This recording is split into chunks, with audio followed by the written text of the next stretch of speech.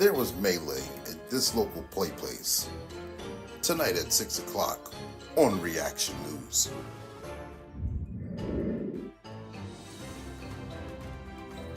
Good evening, ladies and gents. We go live with this officer.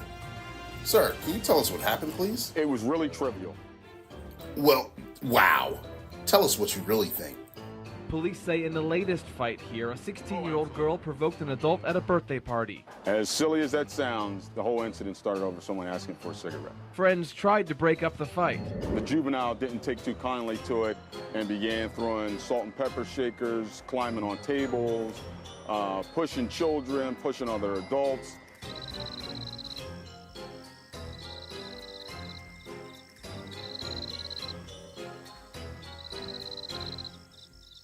When you have people behaving in that fashion, we just can't accept that.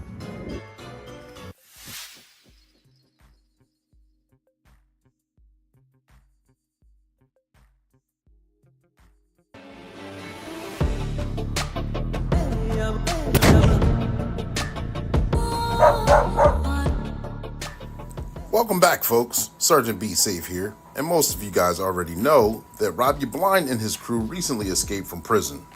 And since then, they've been running amok and causing chaos everywhere. Like I always say, if you see a crime, report it, so you don't become a victim of a crime of opportunity from Rob Blind. Let me show you this example. The case of 220-225. The robbery on the run. The Uber grab gambit. We start this case off with seeing Maya outside on the phone having a good time, and her neighbors ordered something for special delivery. The delivery driver shows up, looks for the address, leaves the car parked in the middle of the street. This is the address I'm looking for. The car is left unlocked and running as he approaches the front door. Let me upload this picture to the app. Shows that I delivered it. Ooh. And with no one paying attention, Rob Blind creeps right in. Oh no, Rob Blind is about to steal your car. Easy pickings for a guy like Hey, me. don't do that. That's my car. Oh no, he's stealing my car. I better call Sergeant Be Safe. He's gonna kill me now. I know I should have turned the car off and locked the door. Hello, Maya. What's going on? Okay. Calm down. Oh boy, I knew Rob Blind was gonna cause trouble soon. You guys stay there. I'm on the way. I was so scared, but I'm glad you're here now, Sergeant Be Safe. Unfortunately, he's a victim. We're gonna take the report and get right on it and track it down. Rob Blind makes it back to his secret hideout where they begin to paint the car to change it into a different color. I can't believe it. That was too easy. It's all mine. My plan is complete. I'll have it all. You fool! I know it may be inconvenient and bothersome, but delivery drivers, please lock the doors and turn the vehicle off when making deliveries. Don't become a victim of auto theft or something more serious.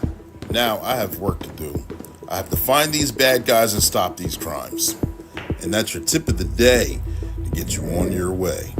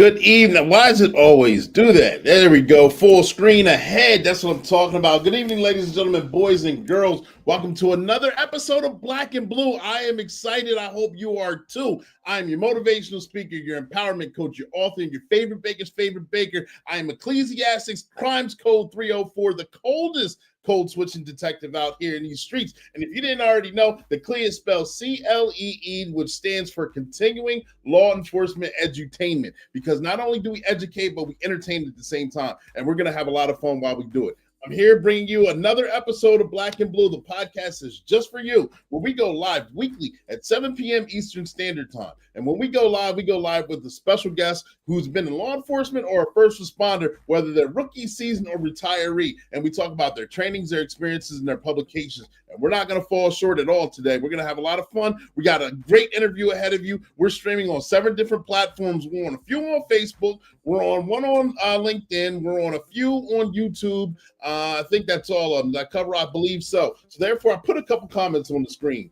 We got a couple comments from Seti P. We got one from Nina Sandra. We got one from Rich Oakley. And a few more keep on coming in. We'll put them on the screen as they come. But make sure you guys, I'm not going to be able to give you a shout out during the actual interview because the interview was recorded. But if you want your comment on the screen, put your name and where you're from in the comment section, and we'll get that shout out that you're looking for. All right. This podcast streams weekly at 7 p.m. Eastern Standard Time, and it's sponsored by One Way Publishing. One Way Publishing, for one, does that Sergeant Be Safe cartoon that you saw in the beginning of this program. It's a sponsorship for that. It's a sponsorship for this platform, this podcast, Black and Blue, and it's also a book publishing company, if you didn't already know that. I got to publish my books. You see some of them behind me, and you see some of the clients who got to publish their books through One Way Publishing as well behind me. But One Way Publishing does make your dreams come true. Whether if you ever wanted to write a book, if you ever had a mere thought, their motto is they can turn a mere thought into a book that's bought. So if you ever wanted to write a self-help, a cookbook, comic book, autobiography, biography, whatever it may be, they can get it done for you at reasonable rates. So make sure you check them out. You see it scrolling below, workwithclee.com, and it's also in the comment section. So if you ever wanted to write your book, One Way Publishing, that's how you do it. If you want to be a guest on the show, workwithclee.com, or if you want to check out Sergeant Be Safe, he's got his own YouTube page as well. So make sure you tag, like, share, subscribe to that, hit that like button so we can go ahead and hit as many people as possible, because our goal here is to humanize the badge. And we humanize the badge by having these discussions, ladies and gentlemen, boys and girls. This podcast will also be uploaded on the Spotify once we're complete. So if you're not already subscribed to Spotify, please go ahead and make that subscription. I truly appreciate that. We already talked about One Way Publishing. Hopefully, before this podcast is over, I'll get to show you the pictures from Read Across America. Yeah, I was in uniform. I haven't been in uniform in a while. I got to read a couple books to kids, books that One Way Publishing obviously produced. The children's book that it got to produce, To Be So Tall. So make sure you guys check that out. We're also I'm going to be doing a presentation on Thursday. So hopefully I'll be able to get those pictures to you as well. A presentation on scammers. It's going to be a network of individuals. I will have the Sergeant Be Safe cartoons kind of helping me out during the PowerPoint, but there's not going to be overwhelming with that. It's going to be overwhelming with good information on how to move forward. All right. And like I already said, I'm Coach Clee. I'm your motivational speaker. I'm your host for this. We got, I think I've covered all the necessary topics. I had to get the sponsorship out there. But ladies and gentlemen, boys and girls, without further ado, thank you guys for tuning in. I got a special guest that we already recorded this podcast. I'm excited to have him. I've been trying to get him on here for a long time. He finally said yes. We finally were able to make the schedule arrangements and get him on there. I see you, Nina. Thank you for subscribing to Sergeant Be Safe's YouTube page. I appreciate you. But we were able to finally connect and get the interview done, and we're going to do that today. We're going to do that right now, because, ladies and gentlemen, we've got the first African-American who was elected to the position of county controller for Dauphin County here in Pennsylvania. He's got over 25 years of experience in not only investigations, but fraud investigations. He's been advocating for people of Pennsylvania throughout his entire career. He's held titles such as special investigator, special agent. He's worked for the Attorney General's office. He's worked in private organizations and private businesses. He's worked for various community organizations, various community leaders. He's worked with them, and he sat on various boards throughout his entire tenure too. And all this to encompass his position now. Currently, he brings all this together to become the Pennsylvania Auditor General. Ladies and gentlemen, boys and girls, I bring to you Timothy L. DeFoor. And without further ado, here he is on the stage. You guys enjoy the interview. And we are live, ladies and gentlemen, boys and girls. Thank you for tuning in to another episode of Black and Blue. I got a special guest for you. Some of you may know him. Others of you are going to be introduced to the Pennsylvania Auditor General, Timothy L. DeFoor. Mr. DeFoor, thank you for joining us tonight. Can you tell us a little bit about yourself? First of all, I want to thank you for having me on the show. I know we talked about this for a while, but it's great show. But before I begin, there's one thing that I do want to say. Years ago, I came very close to being a Susquehanna Township police officer. People don't know that. There was a police officer there by the name of Paul Kinzinger. Yes. Who I had met back when I was in high school. And he kind of of mine. And so I was considering being a township police officer, had been for years, but I went in another direction, starting with the Inspector General's office, then ultimately to the Attorney General's office. So that's just a little fun fact about me. Interesting to know. I went to school with his sons, so I did not know that, but that's very interesting. Thank you for sharing. You're very welcome. Very welcome. A little bit about me. Being a Pennsylvania Auditor General, we do two things. We make sure that Pennsylvania tax dollars are spent the way they're supposed to be spent. And the programs that are funded by the state, we make sure that they're working. And we do by performing audits. And in the audits, we determine, what's going on. And if everything is okay, then that's great. We would put that in the audit report. If there's some issues in which we have identified throughout the audit, then we put that in the audit report and we come up with some very common sense solutions to help solve those problems. Gotcha. Whoever we audited, we let them know, but we also provide copies of our audit to the governor and to the legislature. So we consider ourselves, you may hear us referred to as the fiscal watchdog, but I like to say that we are actually the taxpayer advocate, because we're the one looking at for taxpayer dollars. Gotcha. So therefore, the funding gets spent appropriately and not misappropriated funds, and the tax money. Everyday citizens are happy that the programs that they're paying into are being useful to benefit Pennsylvanians. Exactly, and that somebody is out there watching to make sure that does in fact happen. Gotcha. Well, thank you for sharing that information and clearing that up for us. How did you actually get the burning desire to want to get into investigations and audits and learning, making sure people are doing the right thing, making sure people are held accountable? So I'm going to go way back to when I was a child. Okay. You know how you always go to family reunions and the kids are off in one area, the adults are off in another area. So I'm trying to be around the corner listening to what the adults are saying, because I wanted to know, okay, what is it that I think I'm getting away with, but I'm not.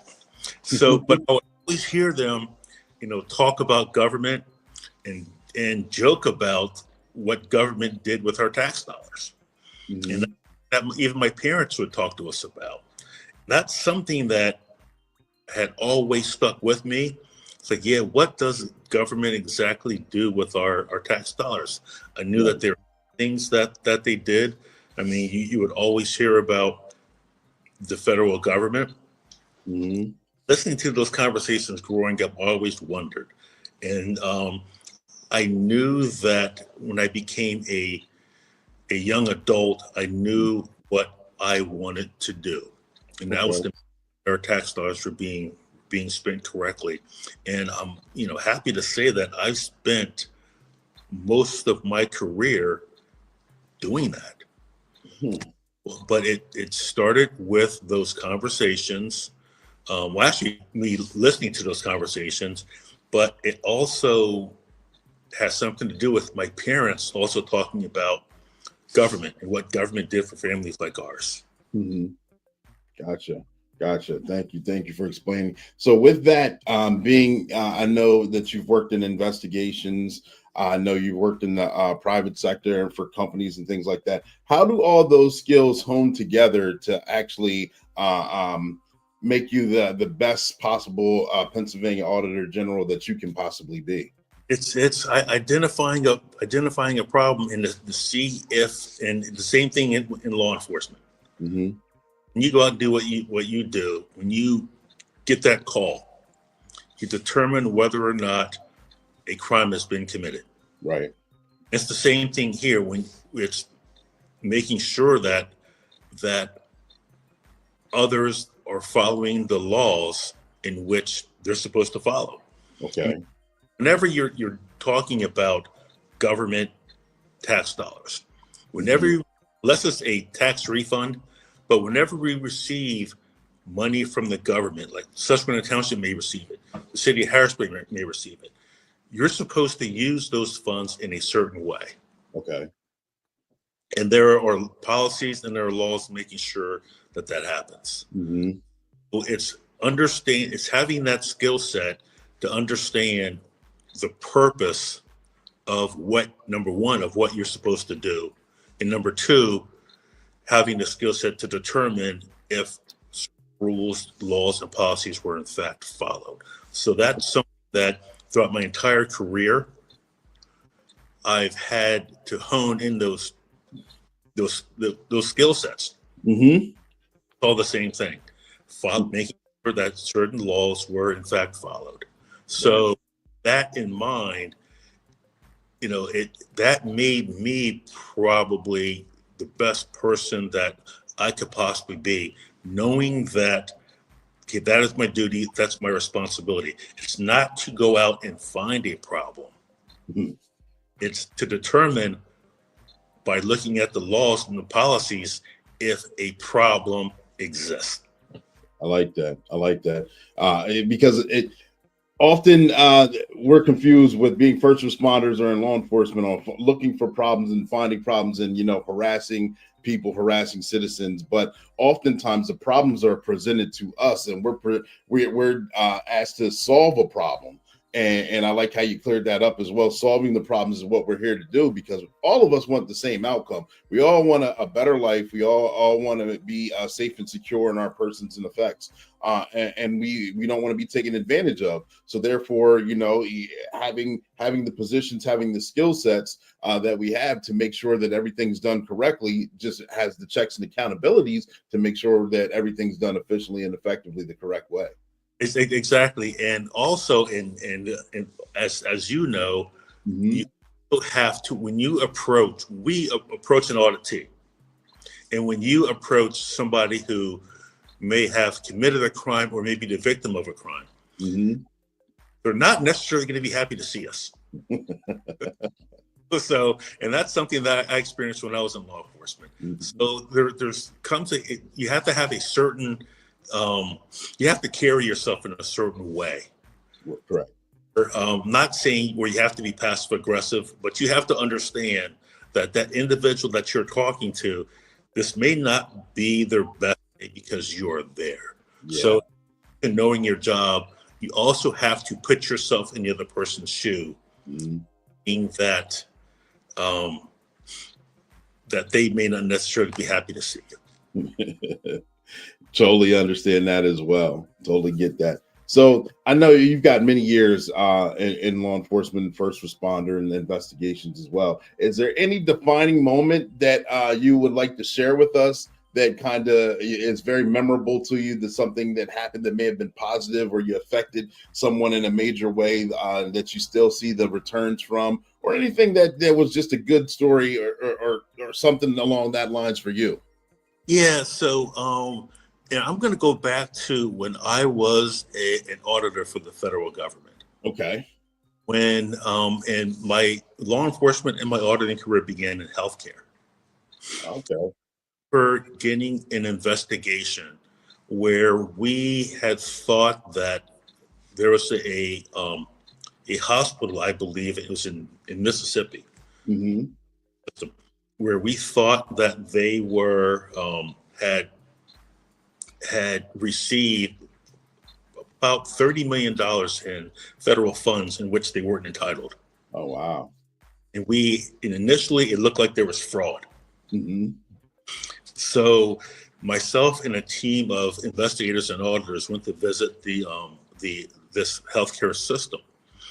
And, we spoke to the staff, we spoke to the administration, and we looked in looked at their IT system, their billing system. Mm-hmm. And what we discovered was that they didn't steal or get more money than what they were entitled to. There was a problem with their IT system, which gave the appearance that they did. And although a crime wasn't committed, Mm-hmm. so they didn't have to pay back money, Mm-hmm. the fact that I was part of a team that identified this problem and we gave solid recommendations was probably one of my, at least in my opinion, was one of my prouder moments. Mm-hmm. We had for this, and I know I'm kind of glossing over a lot of what happened. I'm not going to get into the boring details of what we did. Right.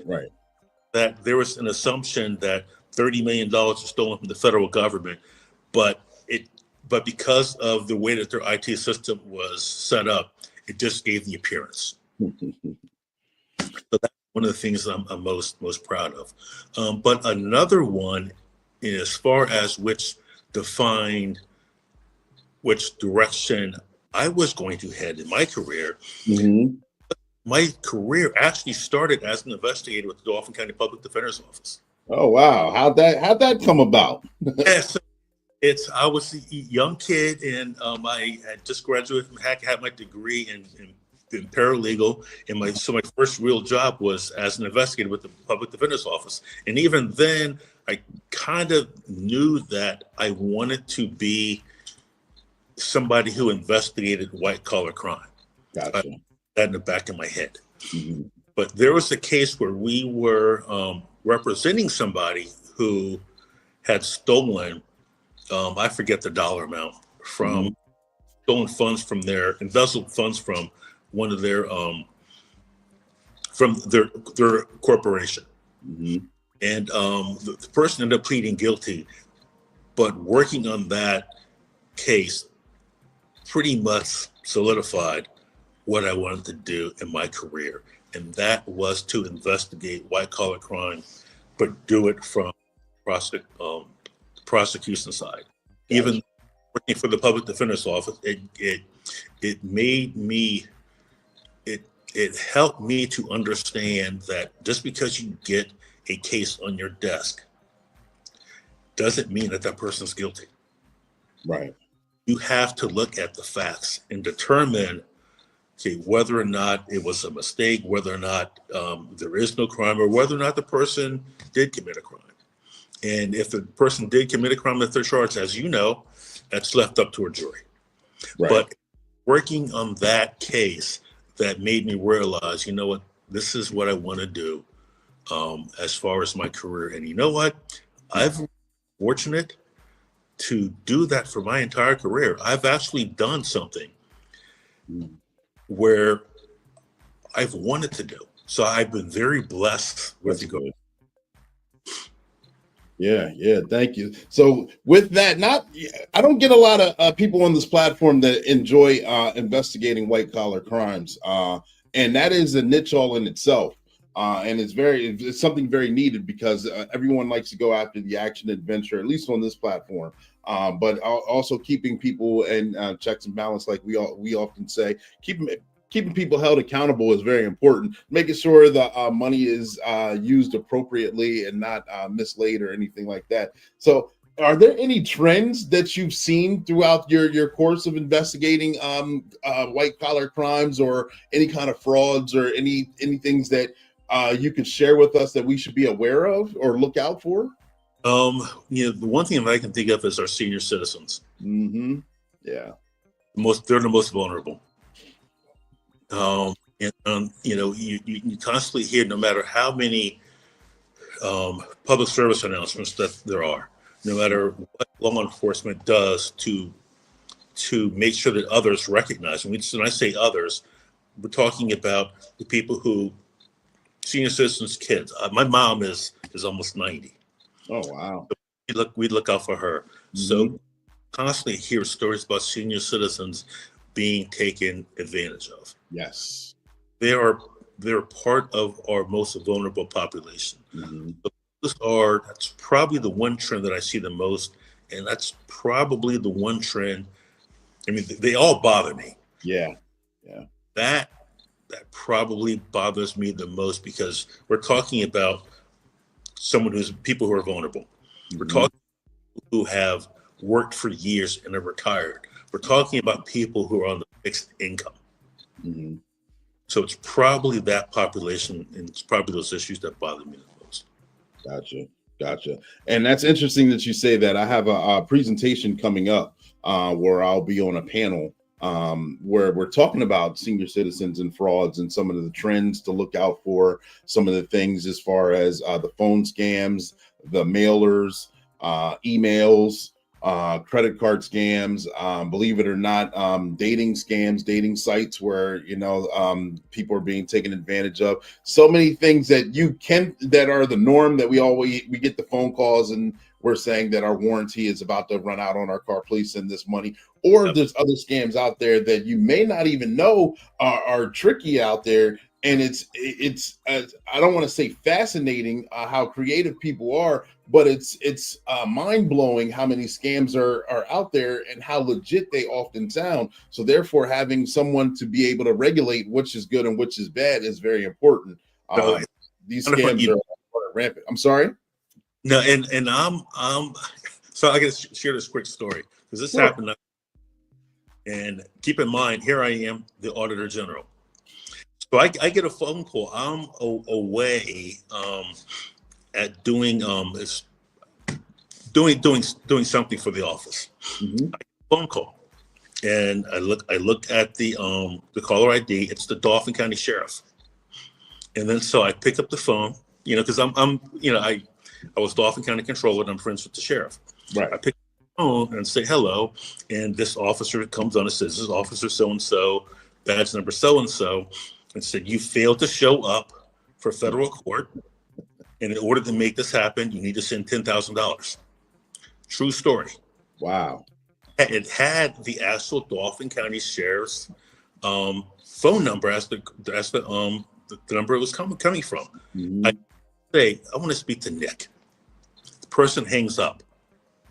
So after that, I call the sheriff up and say, "This is," and he said, "Yeah, we've been getting some of those issues. It's a scam." And of course, I knew it was a scam. Right. So, but the fact that somebody went through that lens to replicate that phone number, to use it to call me, it shows you how people committing crimes, what they're going through. Yes.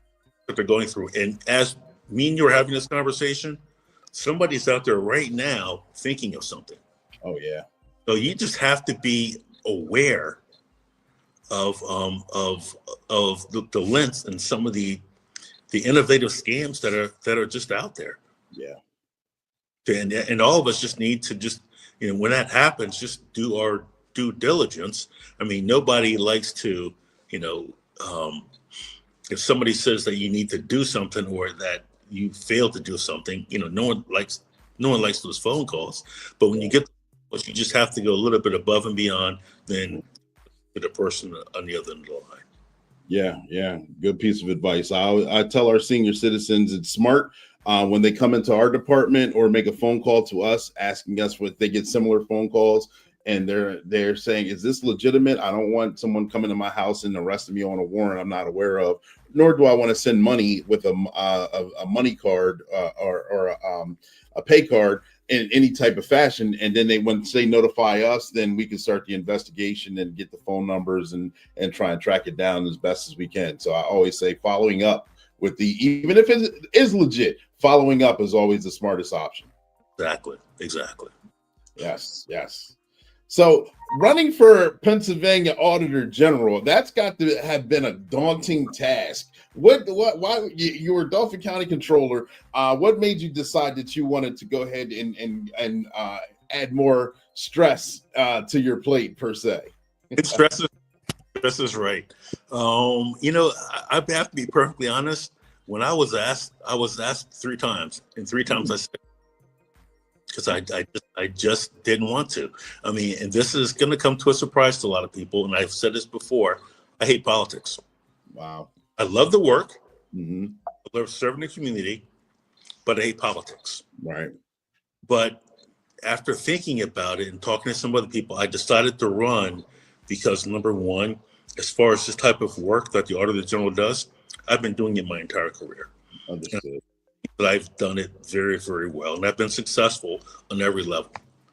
And I thought that I could make a tremendous impact by being Auditor General if I happen to win the election. But also, I wanted to serve my community, which is something I've always done.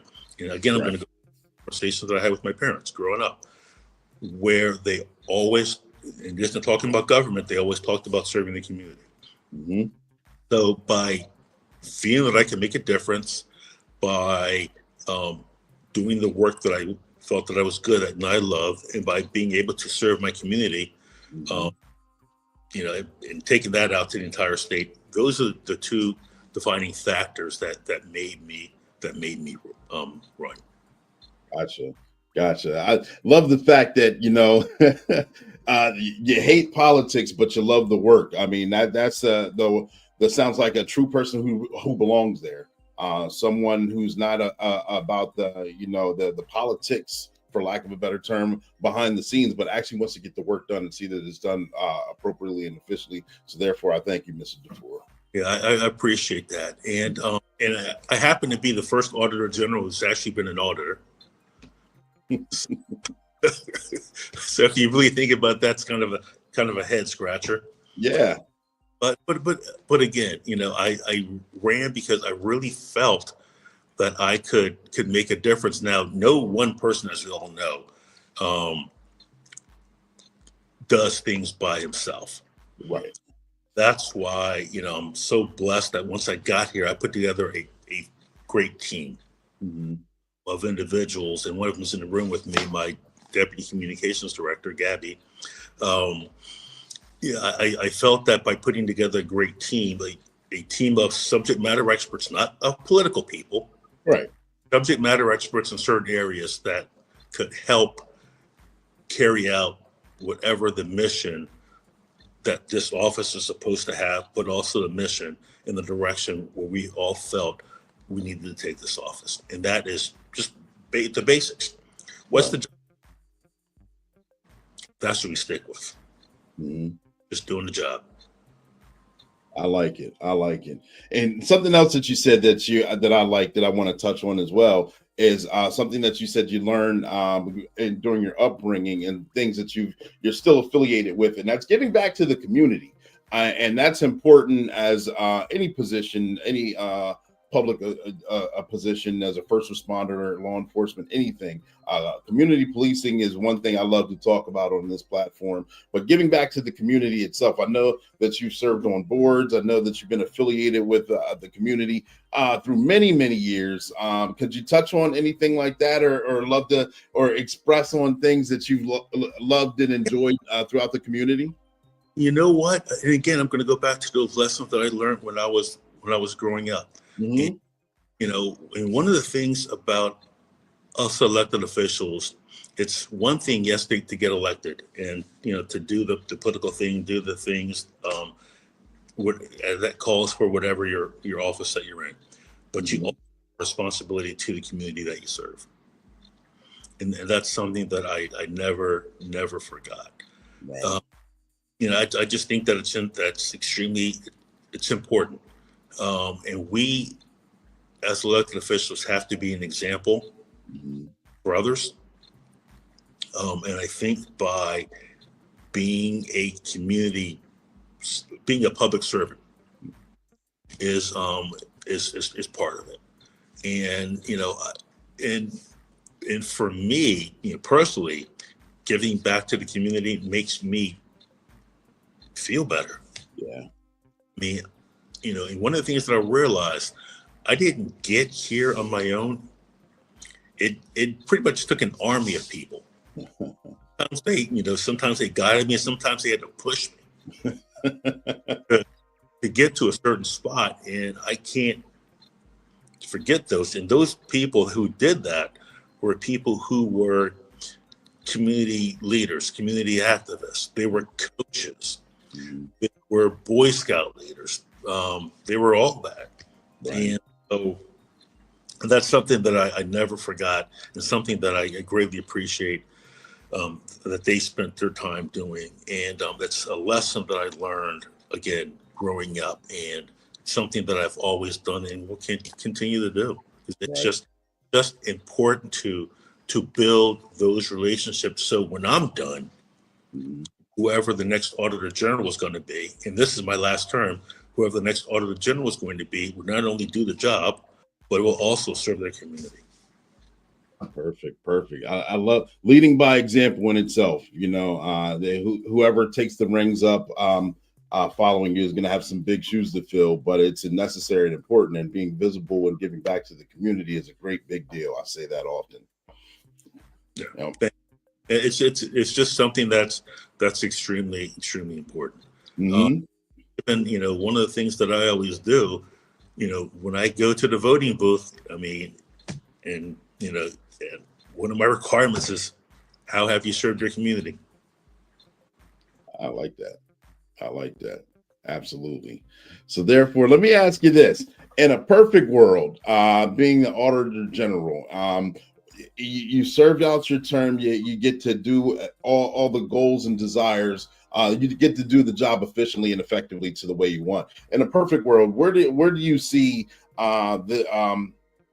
where do you see you moving the state of Pennsylvania as an Auditor General for your vision? What's your future vision for it? So what my vision is so let me start with saying in my first term, we did 14,000 audits.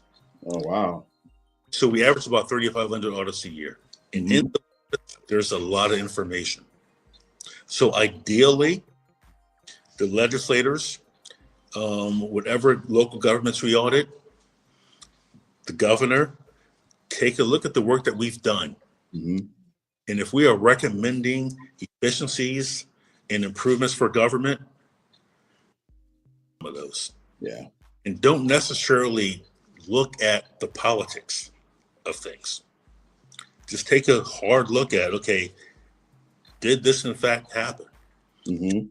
Prove this, as opposed to using something politically, you know, to not do anything, or say that this is politically motivated.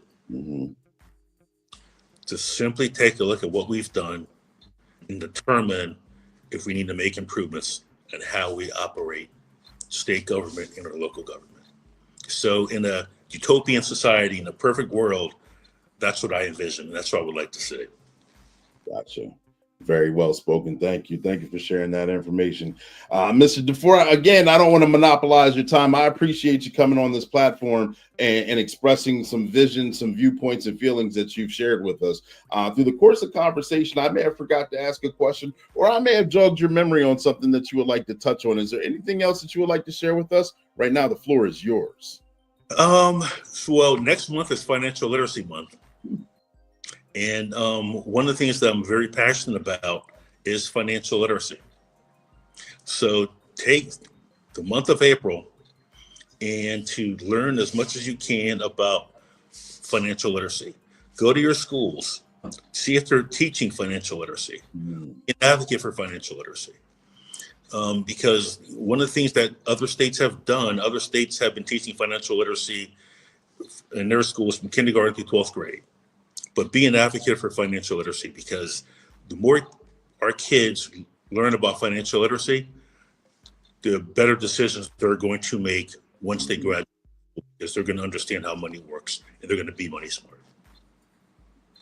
I like it. I think that's a great idea. And I didn't know that April was Financial Literacy Month, but that is a good way of bringing in a new month. It is very important, especially with the economy the way it is, to have financial literacy and understanding about it. You can prepare yourself for setbacks, for obstacles, and to be a thriving citizen and a thriving person in the community. Absolutely. Yeah. Just about, again, you're going to hear me say this time and time again, Be money smart. Mm-hmm. There we go. Remember where you guys heard it first. Mr. DeFoor, thank you for coming on the show. I appreciate it.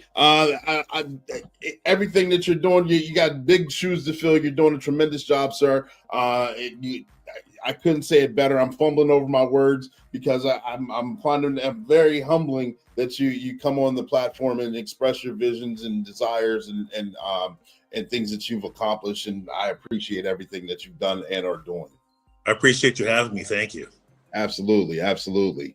And right now, ladies and gentlemen, boys and girls, thank you for tuning in to another episode of Black and Blue. We will see you next week.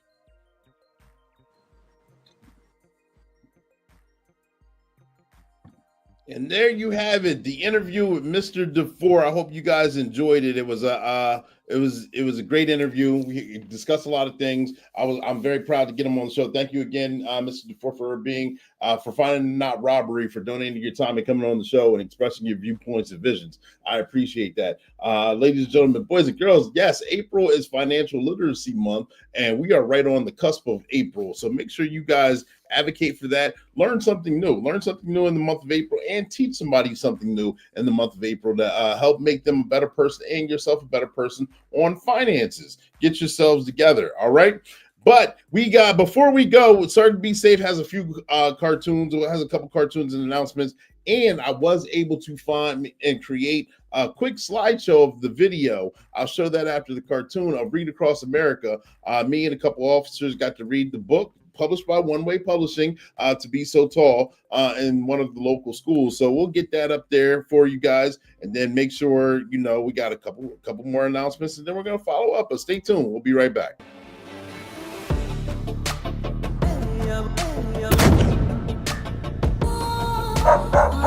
I'm stressed out. I need a vacation.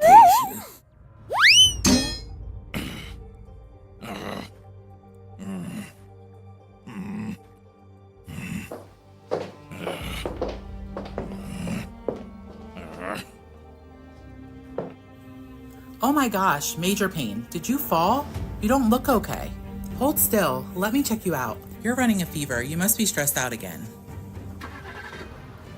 I'm just gonna stop by the store, get some medicine, and drive home and go to sleep.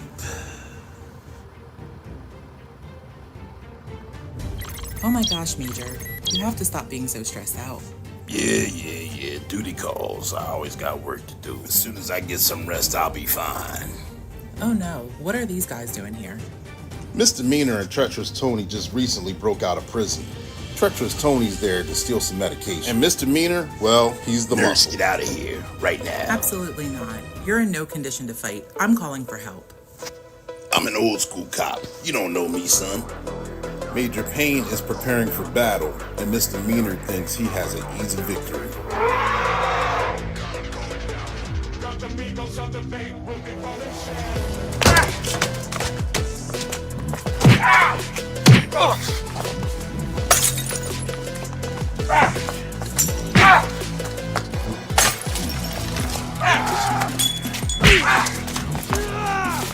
And you may be surprised to hear this, and I actually wish you could see it, but the old man still has some moves. Yeah, let's get out of here. I thought you were the muscle. How'd you get beat?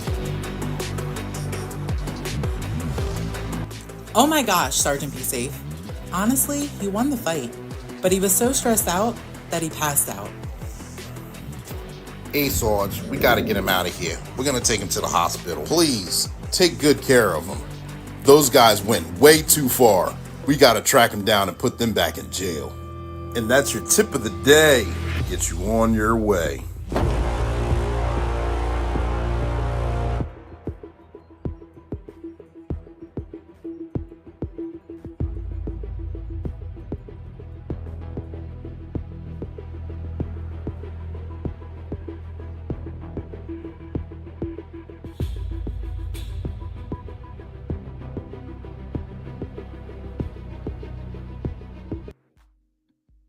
All right, we'll get that. Let me get my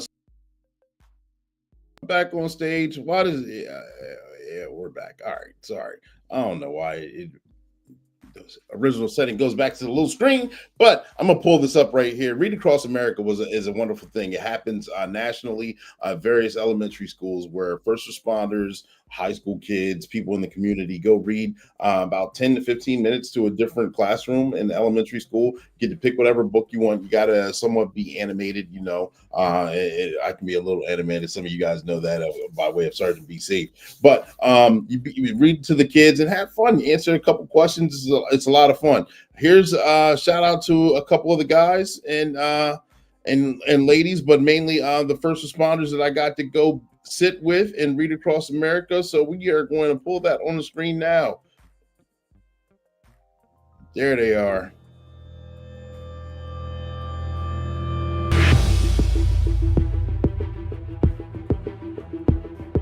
Football players, kids in there.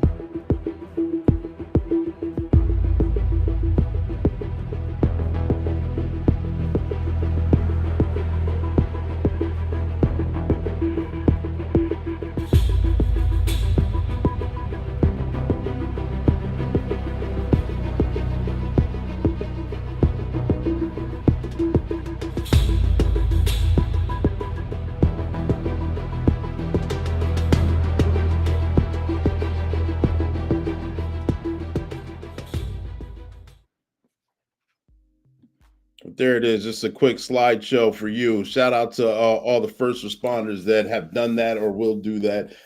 Shout out to the first responders out here. This is Black and Blue. The podcast is just for you. We're going to continue on the month of April strong. We got a couple things coming down the pipeline. I've already explained what some of those things are in past episodes. I don't want to give away too much because we're still working and formulating and make these things come to fruition. But tune in weekly at 7 p.m. Eastern Standard Time here on Black and Blue. The podcast is just for you, where we go live with a first responder or law enforcement officer, whether they're a seasoned rookie or retiree, and we talk about their training experiences and their publications. We didn't fall short today. Make sure you guys tag, like, share, subscribe. We had a lot of fun. Take care of yourselves and each other. This is 10-4 over and out. Sergeant Be Safe is going to take us out. That's right, SETI P. Let them know that there's a great group of officers. Yep, thank you. I appreciate that. Sergeant Be Safe is going to take us out. Tune in next week. We got another special guest. I want to tell you who he is, but I'm not going to because I got to leave you with a cliffhanger so you constantly come back.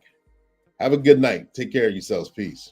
Sergeant Be Safe is inviting you to watch this exciting and fun podcast, Black and Blue. It airs weekly at 7 p.m. Eastern Standard Time, and it's just for you. When we go live with a dynamic law enforcement officer or first responder, whether they're rookie, seasoned, or retiree. We talk about their trainings, experiences, and their publications. We've had tremendous guests already, and we have many, many more tremendous guests coming down the pipeline. You want to subscribe. Sergeant Be Safe is here. Black and Blue is on various podcasts, especially on YouTube, so make sure you guys subscribe. And don't forget about me, Sergeant Be Safe. I have my own channel too, so make sure you subscribe to that as well. We have many adventures, learning experiences, and we have fun while we do it. You guys don't want to miss it. Not only with the special guests that's being featured, you'll see video skits of me and the bad guys, Rob You Blind, Misdemeanor, Treacherous Tony, Chance Wilder, aka Wild Chance, and Sapphire Steel.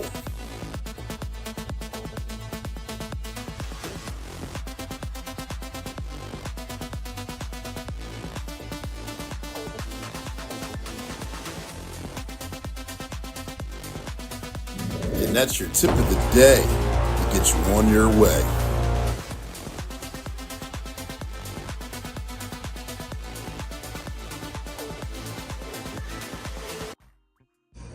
I'm not a bad cop.